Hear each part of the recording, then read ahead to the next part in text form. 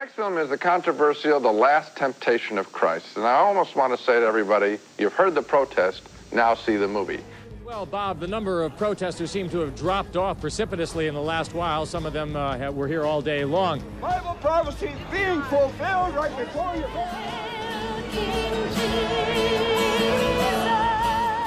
They've offended millions of Christians all over the world. Millions. And God is going to damn this country and damn this building and damn all rebels who reject his word and his son's death on the cross. Anybody who mocks the crucifixion will burn in hell.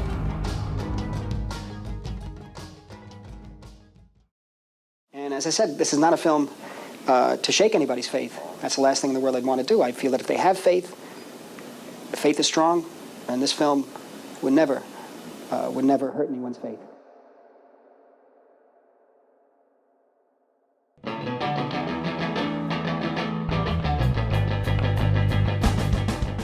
Martin Scorsese's filmography speaks for itself.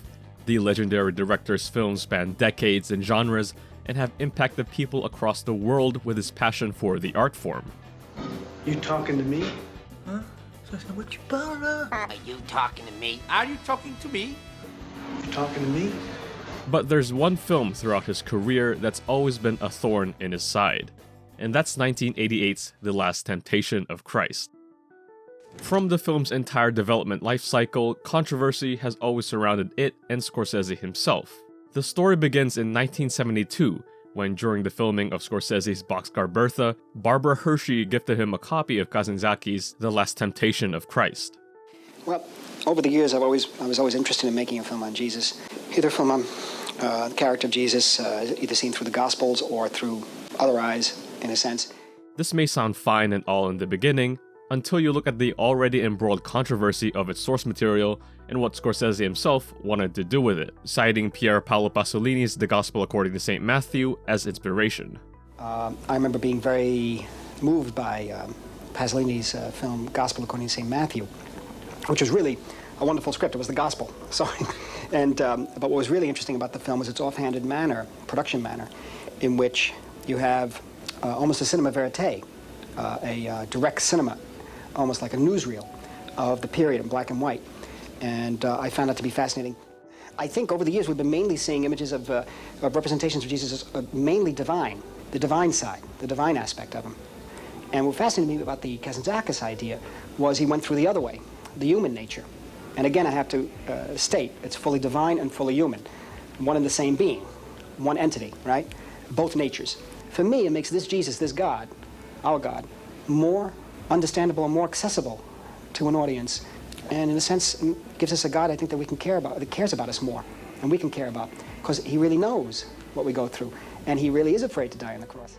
With this, he set his eyes on the adaptation around the late 70s, with production slated to begin in 1983, after the release of The King of Comedy. Paul Schrader, who previously worked with Scorsese on both Taxi Driver and Raging Bull, was brought on to adapt the book with a $14 million budget that was set to be shot on location with the help of Paramount Pictures, and Aidan Quinn was set to star in the lead role. And even though not having gone through a single day on set, problems surrounding the film began to overwhelm the project from the get-go. This film, Hollywood is against our Savior. We are protecting our Savior. Please send us money. So you will get these periodic attacks on art from various fundraising and religious organizations. Paramount grew uneasy with the amount of controversy received from religious groups across the globe. But this wasn't the only glaring problem that would hit the project. There was a cultural and financial change from within the industry at the time. Other films that were being made that were, wonderful sci-fi, fantasy things, and people wanted to see those. We go ahead and make King of Comedy. We just made Raging Bull, so when people went to see it, they expected De Niro as Jake LaMotta again. Mm-hmm. Right. And that changed things, you see. Yeah. And at that point, also the studio had changed. Right. So they said, It's we're not always doing hard, it. yeah. Gone, picture, finished. Right. So I went and I tried to do Last Temptation of Christ. It was 1983. I spent the whole year here. And 6 weeks before shooting started, it was canceled. At which point I said, I think I should leave. This led Scorsese to move on from the bigger studios that focus on larger-than-life ideas and undertook a smaller production. And this led to the 1985 Kafka-esque feature film, After Hours instead. You gotta help me. No, no, no. What is wrong with you? Are you alright? But he wouldn't move on so quickly. At the turn of the year 1986, Universal Studios was interested in the project. Having known the outcry regarding the entirety of the film's story, Scorsese had to agree to shoot on their terms. Both parties eventually agreed on the terms that Scorsese would shoot the film in 58 days on a $7 million budget, half the original number set by Paramount. Not only that, but he would also have to direct a mainstream film for the studio, which would result in 1991's Cape Fear. Jay Cox was brought on to revise the original script by Schrader, and the cast would get a full rehaul. David Bowie was cast as Pontius Pilate, Barbara Hershey as Mary Magdalene, Harvey Keitel as Judas, and Willem Dafoe as Jesus. And I get a call, Martin Scorsese wants to talk to you. He wants to send you a script. And I say, yes. And they say, Last Temptation of Christ. And I'm like, really? What role?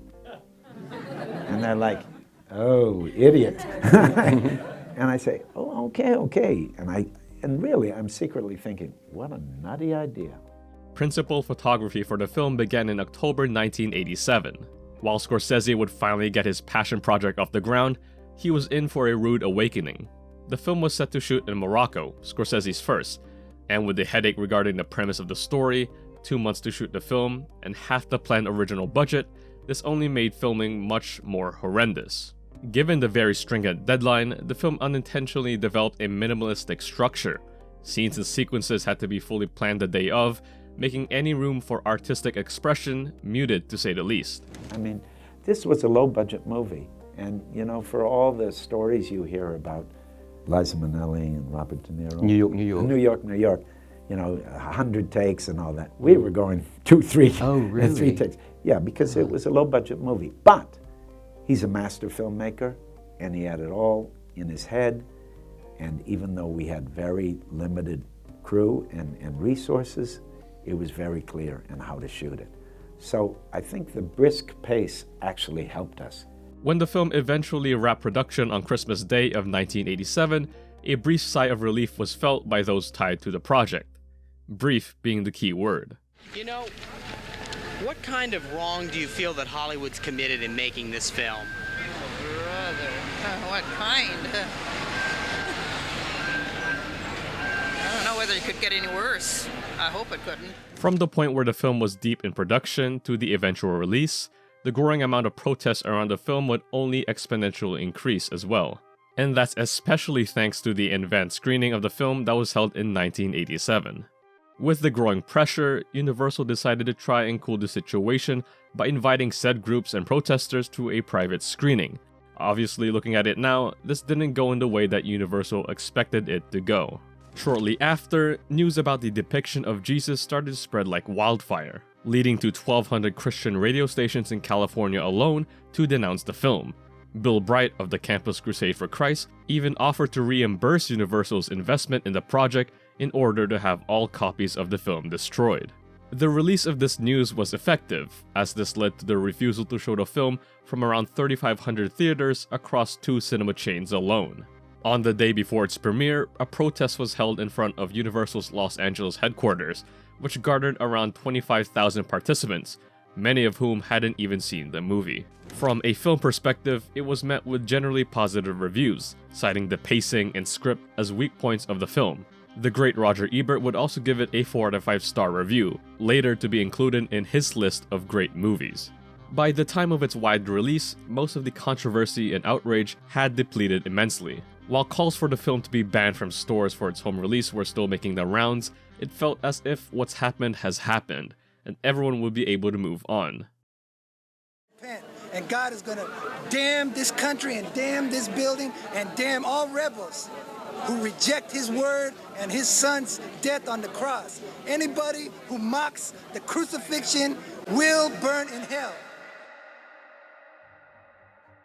The night of October 22, 1988 changed everything. The St. Michael Cinema in Paris would be the target of a terrorist attack by an integralist Catholic group. The arson led to the injury of 13 people, several of whom were severely burned.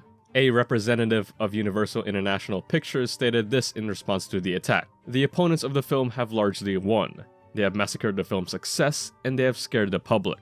The film was banned in Argentina, Chile, Greece, South Africa, Mexico, and Turkey for several years, and as of recently, it seems to be banned in Singapore as well.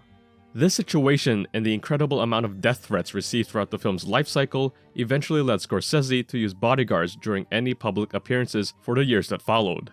In an interview with Richard Corliss in October of 1988, he said this after finally getting his passion project finished. "I'd like to take a year off from my more personal projects and do a Hollywood genre film, with a good script and some wonderful actors. I'm so glad Last Temptation was financed in Hollywood, that it's an American movie, that an American studio was willing to take the flak, and I would like to do a movie with widescreen and a couple thousand extras, if I could keep my interest going. My everyday interest." His next film would be based on New York crime reporter Nicholas Pileggi's book Wise Guy, and would release in the fall of 1990 titled Goodfellas. As far back as I can remember, I always wanted to be a gangster. The film will be regarded as Scorsese's best film of his career, a blessing in disguise, as you will. It's incredibly fascinating how one can go from his most controversial and hated piece of work, at the border of losing everything he's worked for thus far, to his most celebrated and praised film of his filmography.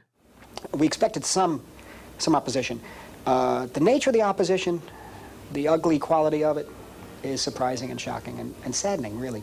I find it saddening, especially the anti-Semitism involved and the death threats, that sort of thing. But you know, I have certain feelings about God. I'd like to be able to say them. And from the look of things, the people who've worked on the film, the people who have seen the film, the people who've written me notes who work in the rooms back here and just do some technical work and feel that their lives have been enriched by working on the film, by listening to even the dialogue from the film, I just want to be able to say it, that's all.